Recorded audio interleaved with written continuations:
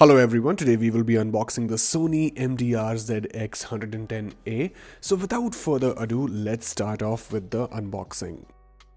So the first thing that we have over here is a user manual. There you go. And finally, we have the main unit right over here. Let me just take it out for you first. So as you can see, it's a very nice white color. You can see it is a foldable headphone. So let me just bring it back to its regular shape.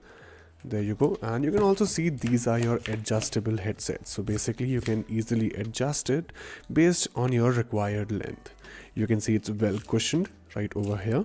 And you can also see the branding of Sony on either side right over here and over here. Moving further, you can also see there's a 3.5mm audio jack right over here. Let me just remove this first.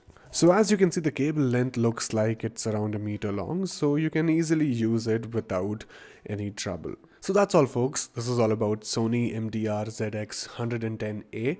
Thank you so much for watching the video.